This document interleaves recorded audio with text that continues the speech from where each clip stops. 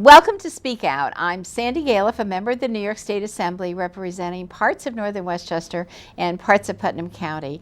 And I had several months ago gone to a meeting in the town of Cortland to talk about the whole issue of marijuana, not medical marijuana, because in New York State we've already approved medical marijuana to serve people with certain types of diseases that marijuana will help them with. But it was the issue of, do we go further than that? And anyway, in New York State to have recreational marijuana legalized. And I met a wonderful speaker at this event, and he's here today. And Kevin Sabet, welcome. Thanks for having me. And you were such a dynamic speaker. Your title is President and CEO of Smart Approaches to Marijuana. I guess that's SAM that you call it. That's right. And you've been the author of Reefer Sanity, which is a whole book about all these issues. So I was just kind of fascinated about what you were talking about. Have you been all over the country now speaking about various issues? Absolutely, all over the country. Lucky enough to be all over the world. I just got back about a year ago now, I think it's been. Feels like shorter, from the Vatican, where I helped a small team advise Pope Francis on the drug issue, and specifically this issue of marijuana, because I think there are so many myths out there, that it's not addictive, that it can help with tax revenue, that it's not really something we need to worry about. And I worked in the Obama administration. I was a senior drug policy advisor there. I'm not here calling reefer madness and saying that people should be locked up in prison or given a criminal record. I'm certainly not saying it's as dangerous as heroin. But what we're trying to say is, let's slow down a little bit this kind of runaway train that it almost seems like it is to legalization, which really is commercialization. And it's really about, frankly, a lot of money for a small number of people. Reminds me of big tobacco. So what we're trying to say at SAM is, let's kind of slow the train down and have a proper discussion about the issue. Well, that's so interesting, because I'm in Albany. We've had discussions about this. We didn't do anything this year on the topic, but I'm sure it's going to be around again. But many of my colleagues and many of my constituents say, well, Massachusetts just passed it. California had a long time ago, and Colorado, and state of Washington, and Vermont. I believe New Jersey, not yet, but they're talking about it. Connecticut, I think there's discussion. Doesn't have it yet, but the discussion's happening. Right, and so the discussion is everywhere. And then the issue is actually the governor of New York State commissioned a report to be done by the health department because it was happening around us. So a lot of people, sometimes people say, well, if everybody else is doing it, we should too. And, I think about that. And as kids, you wouldn't want your kids just to say, well, all my friends do this. So I kind of think it's the opposite. If everyone else is kind of encouraging getting stoned, I kind of like the idea of a place saying, you know what, this is where you come with your family, where you're 3 times less likely to get into a car crash, for example, because we don't have as many stoned drivers. In Washington State, the AAA Traffic Foundation found a doubling of fatalities due to marijuana-related car crashes, which a lot of people don't get because they think, well, marijuana just kind of slows you down a little bit. But it actually really does affect your reaction time, your reflexes, your depth perception, very important things while driving. And I also don't think it's a done deal. Is that similar to alcohol? It is, actually. I mean, alcohol and marijuana together is worse than marijuana alone or alcohol alone.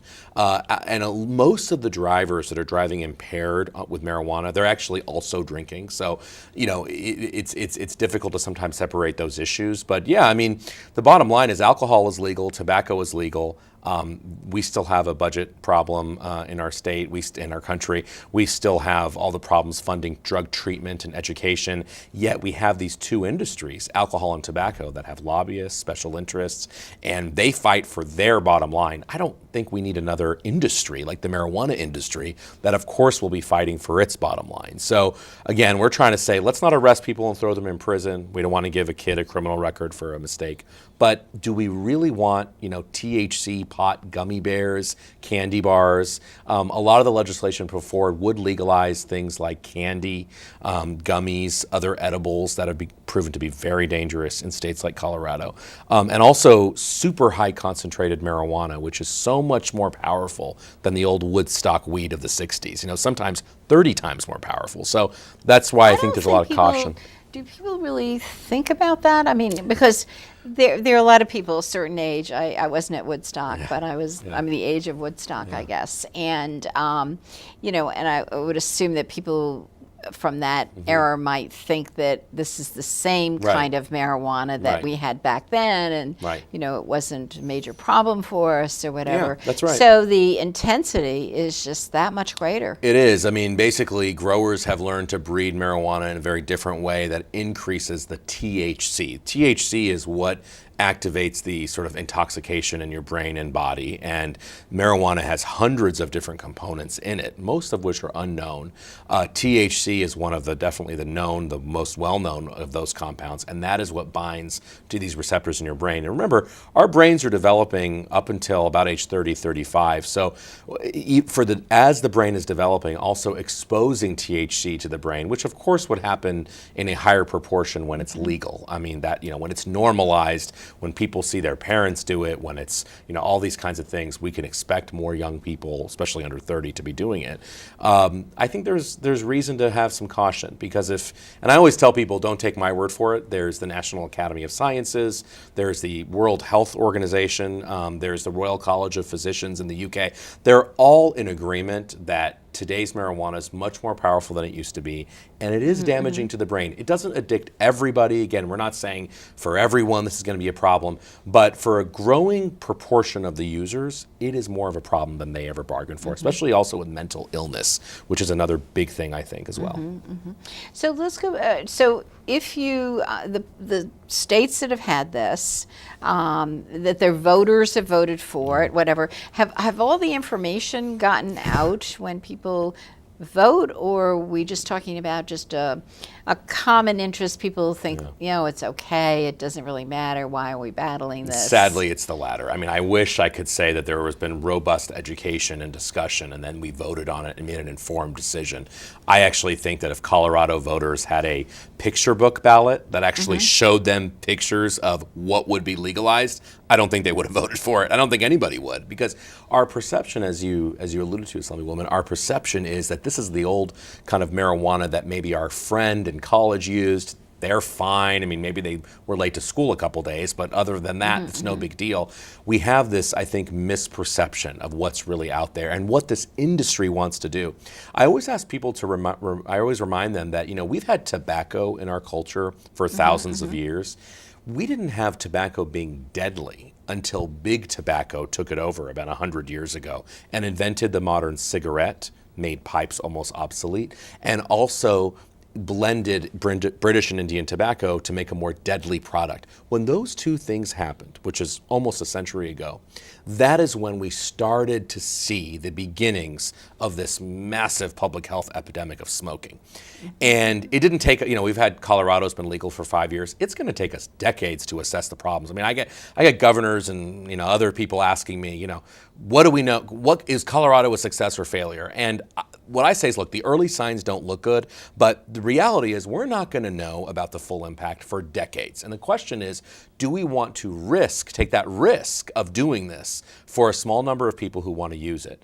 And the small number of the industry people, do we really want to put their welfare over the welfare of others? And what's so interesting in a state like Massachusetts is that they voted for this, as you said, but the towns and cities are voting against it. They don't want it in there. They don't want pot shops in their locality when they vote. So the local governments have a responsibility once that goes into effect, because I guess you've got to have places where you sell this. Yeah, planning, zoning. And control over the places that are selling it, I suppose. Yeah, it depends how it's written, but most of the laws written allow for some kind of local autonomy. So a lot of mayors and city council people say, oh, well, state voted for it, I'm assuming everybody wants it here. And then they're kind of in for a rude awakening at the city council meeting, because everyone comes out and says, wait a minute, I might have voted for this, but I really just voted for an adult to smoke a joint in the privacy of their own home. I didn't vote for pot shops selling gummy bears down the street street from my kid's school. Those are two very different things. And I think these are all questions we should be talking about before kind of hyper politicizing this or rushing into it. It's interesting because I've had some of my communities. I was at a Croton Village Board meeting, and they were really upset with a pipe shop, a smoke shop that was coming to town. And it wasn't that. Yeah, it wasn't, right. wasn't They weren't selling marijuana, the product, but but it was other things. Yes. And so it's another issue, because I suppose if nobody says yes, then even if a state has approved it or the voters have approved it, then it's left up to the individuals to find it and basically, again, use of their own. Or like Vermont does not allow sales at all.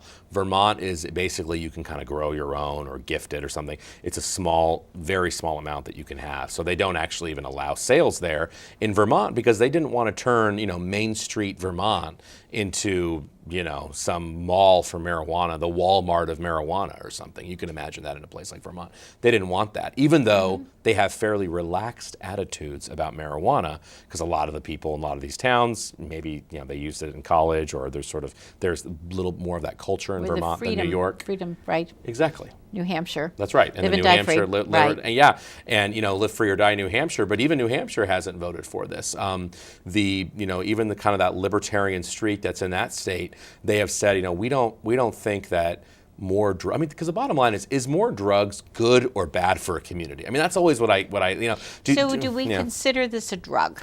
It's definitely a drug. Like other things, nicotine is a drug, alcohol is a drug, but it's definitely a drug, and it's a great question because, again, a lot of people say, well, it's just a plant, right? It's a plant. Marijuana is a plant. And to that, I always respond, well, poison ivy is a plant as well. It's not good for you. And yes, marijuana is a plant. So is opium. So is coca. That doesn't, so what that it's a plant. The reality is it contains an ingredient, THC, that has the ability to provide somewhat of lasting brain damage in some people in terms of IQ, learning, and memory. It has the potential to affect you in terms of schizophrenia long term, especially if you have a certain genetic prototype predisposed to schizophrenia. There are certain genes that THC really triggers. We don't know if we have those genes in our bodies, right? Have there been a number of reports to kind of show that this is? There have. A lot of research actually out of the UK. Because a lot of times when I say there's been research, people say, well, that's just the American government and kind of the sort of propaganda. And, frankly, American researchers have done very, very good research on this. But, let's just imagine that all American research is propaganda, which I don't think it is. We can look at other countries. They found the same thing. So if you go to the UK and you talk to people who are, the top researchers there, whether it's Sir Robin Murray or so many other people there, they are doing research, cutting edge research, showing that today's high potent marijuana is contributing significantly to things like psychosis and schizophrenia. We're finding that in New Zealand as well, in Australia, all around the world, the research is saying very similar things. Again, this isn't everybody that uses it, and I'm not saying everybody that uses it is going to have a problem, but a substantial portion, because today's marijuana is so highly potent, they're going to have a problem. But we also have that with opioid use. We do. Some people, yes, after an operation, absolutely, and they're okay. Right. And they Most get people, off of it, most actually. people. But then you have a whole group of people that aren't, and you have the star football player who's done some broken bones and gets onto it and then just gets hooked to it. And I know at the meeting that you came up to in Cortland, there were a lot of people that I knew that had lost their children to drug overdose, and just being affected by misuse of opioids. Right, and opioids are legal. Right, right. They're legal. They're promoted. They're quote unquote regulated. How did that turn out? Right. So, well, we're not. We're trying to cut back on all course, that. But that's the problem. You let probably a generation almost go through. I don't know how long this has been going on, but and then states like New Hampshire have had tremendous problems with drugs. So maybe they think about, okay, do we want to add another drug component here and absolutely. make it legal? And every parent that I have met, really almost every single one, not to a fault, has said that their son or daughter, brother or sister, used marijuana before they used heroin or other opioids. Now, that doesn't mean that for everybody, marijuana is a so-called gateway drug. It isn't, actually. We know that most people who use marijuana actually don't like it. They don't use it after trying it once or twice. They don't like how it makes them feel. The rest of the group, they don't go on to heroin even if they do like it, but a proportion of them do. And then if you flip that around and just talk to people who have used heroin or opiates or their family, marijuana is almost always in that history. And so again, you know, there's research going into why. There's interesting animal studies being done that show THC, which is the active ingredient in marijuana, as I said earlier. THC may prime the brain for opiate use because it may trigger those opiate receptors that we have in our brain, frankly, craving more, craving a different high, a bigger high into the brain. And when you have access to those opioids, are you more tempted because your brain is telling you you are craving more pleasure? Are you tempted to use and abuse them? It's a fascinating area of research. We need to do more research around it, but it's something I think we should look into. Now, have you spent a lot of time in Colorado? I have, because that's actually. that was the first state, Yeah, right? it was. Right. It was the first state. And that came through. I can't remember if it was a No. whether the public. It was Public. it was a All of them have referendum. been referendum. Right. Well, we don't have No. referendum here in New York State, right. so we'd have Be to thankful do it for in a that as a different California way. native, I'll tell you, and now a New Yorker. Referenda means that you have all of these special interests coming in who have money to advertise their position. And it's ironic because we're not going to go to the history lesson now, but you know, of course, as you know, the referenda were part of the big progressive movement to get more of actually urban interests more than rural, powerful rural farming interests in our country. Urban interests to have the people have a say. That's what's part of the progressive movement. Right. The irony is that the initiatives have nothing to do with the people anymore. They have to do with who has enough money. In California, they spent over $30 million to legalize marijuana. And who was it? It was Silicon Valley, tech billionaires, and other companies that wanted to profit. The people against raised less than $2 million, and they were teachers, law enforcement, counselors. They didn't have $25 million. So, you know, of course that passed. Colorado was the same. I think it was 3.5 to 4 million in favor and maybe 700,000 scraped together against. And the in favor obviously won.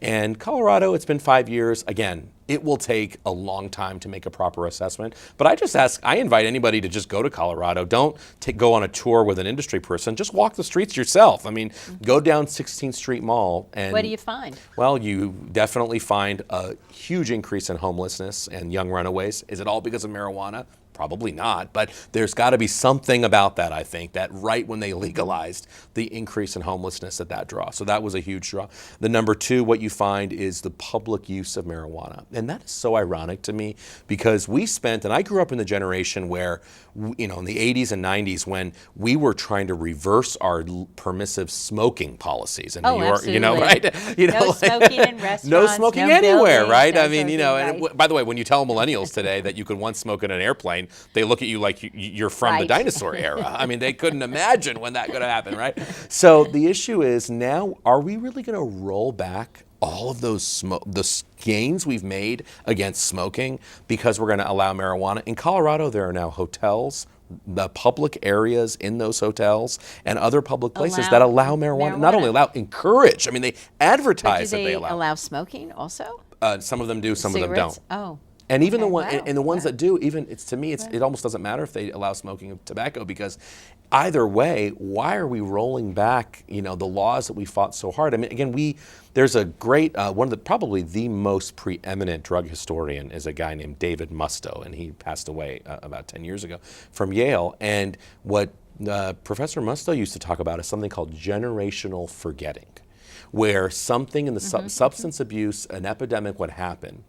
And then we would all scramble as a society to help, like we are with opioids, right? Right. And then that generation coming up, who just is born after you've kind of not solved it, but you've tamped it down a little bit. That generation didn't grow up with the fear of, for example, opioids, right? Like the people born today. Right. I mean, as we've done a good job reducing opioid abuse, and so they forget that this has been a problem. And I worry, frankly, even marijuana aside, I worry about the tobacco issue. We're seeing an increase in initiation of e-cigarettes, which are... And we're dealing with that in Albany, too, the whole e-cigarette huge issue. Listen, for Right. somebody who has smoked 10 packs a day for 10 years, I hope that they can use an e-cigarette. That would be better.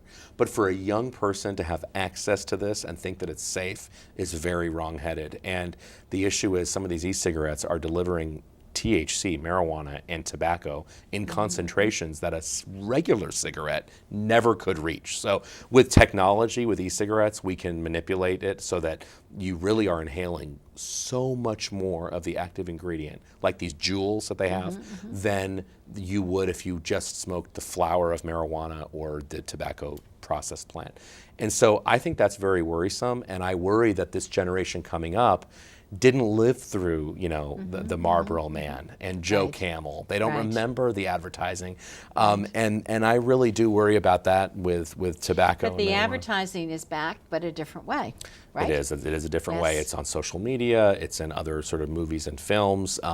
It's definitely back and I worry about marijuana advertising because in Colorado you have and California you have billboards. You have billboards saying, live the natural life. And I mean, this could have been a cigarette billboard from 1950, which they now have for marijuana. And I'm just thinking to myself, look, I don't want to put people in prison, but is the answer really to go back to big tobacco all over again? I mean, to me, it doesn't make sense. And one more thing on cigarettes and marijuana, the research is now showing that marijuana might be a gateway to cigarettes now, tobacco, because it's reintroducing something that was uncool, tobacco, with something that's cool, marijuana.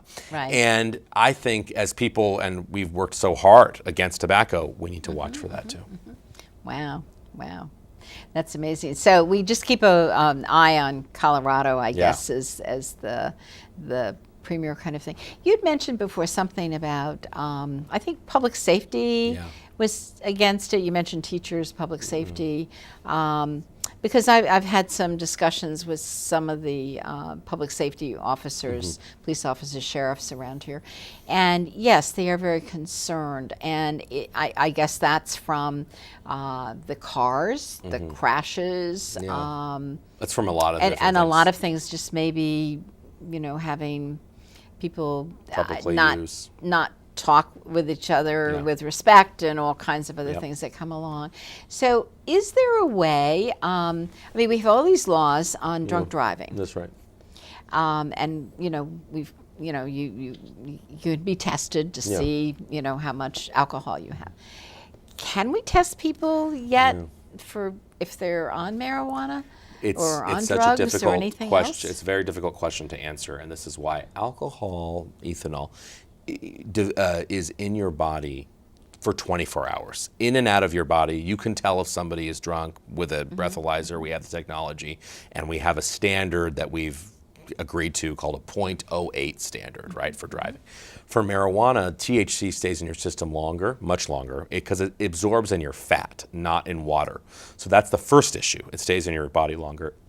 And secondly, depending on your prior use and your age and all of these other things, the levels of THC, and depending on when you test, are you testing it right when you're pulled over? Are you waiting an hour to go to the station? Are you waiting 3 hours to consent for a blood test? I mean, the concentrations vary wildly. And so we don't have a .08 for marijuana, THC. That's why I think the reason law enforcement are concerned, we're going to need more law enforcement if we legalize marijuana. And that's the kind of myth is that, well, we legalize, it's a free-for-all. Government's out of my life and we don't have the cops on me. Actually, you're going to need more cops and more government bureaucracy to regulate and to actually come up with the rules. That's the irony here when people sort of say that I don't want government, so I want to legalize it, it doesn't make any sense because unless you're literally going to give it away for free and have zero rules around it, which nobody's saying to do, you're going to need, it's going to use resources from government, which is, by the way, a lot of, costly, it can be very costly, and you're going to need more student assistance professionals in the schools, more school safety officers, more traffic officers looking at DUIs, more officers doing undercover stings for like underage enforcement. And so there's that's why I think law enforcement is against it, because they know it'll add to their burden and they usually don't see the money from the tax revenue. I mean, they haven't seen a penny of it in a lot of these states, and yet they're dealing with this problem more and more every day. Are the states really feeling, because that's the one issue that comes up, oh, we'll make a lot of money That's right. In sales and so on. But I know that there are other complicating measures, because we've got to do rehabilitation. If we have accidents, then we're in the courts. Courts cost more, police cost more, it There's ripples in a huge different way. long-term costs, huge long-term costs. And I just like to ask people, has alcohol and tobacco legalization and taxation, has that solved our budgetary problems? I mean, do we even have free alcohol treatment for people who need it? Forget about funding schools. Let's just talk about people who are negatively affected by alcohol.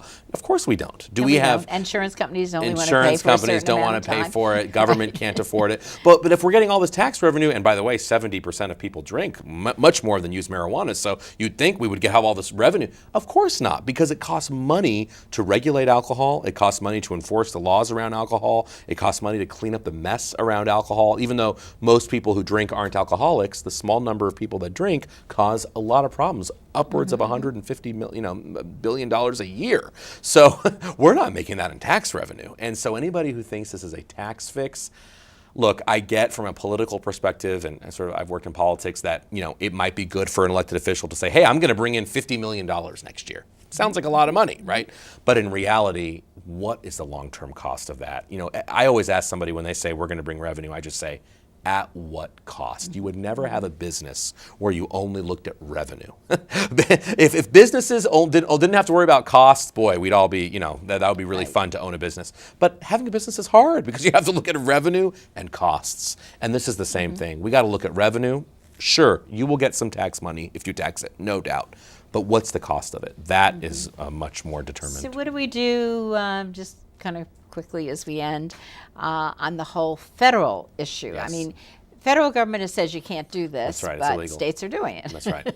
That's right. So where are we on that? Well, where we are is we're kind of in this, I sort of like don't ask, don't tell kind of thing. Like, well, we don't want to know, and it's still illegal, but we're not going to enforce it. It's a very weird place in our politics, period. But in this issue in particular, it's just a very strange place we're at. The issue is, I don't think that drug policy is necessarily only in the domain of states, as unpopular as that might sound, because what New York does, or what New Jersey does, for example, let's look at New Jersey, that affects New York. I mean, you can't say that if New Jersey legalized cocaine tomorrow, New York would be unaffected. Of course, New York would be affected by the underground market. By the way, the illegal market for marijuana, and we should mention this, has thrived under legalization. So the drug dealers aren't going away when you legalize drugs. They're still there. People think that they They will. do, and They the do. issue is Okay. there's a thriving underground market. There is so much more marijuana being produced that can be legally consumed. So that is affecting other states. It's being exported. Colorado, Oregon, they're all exporting to other states. So this is something that really affects all states, not just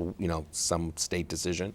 And I think we should remove criminal penalties for users. We don't want to give people a penalty. There's legislation that we could pass tomorrow that increases treatment, that increases access to early intervention, school counselors, students assistance professionals, all of that, which we should do. But let's do that and see how that works at the very least before embarking into something that kind of is unknown territory and I think very risky. I mean, look, I could be wrong, but what's worse?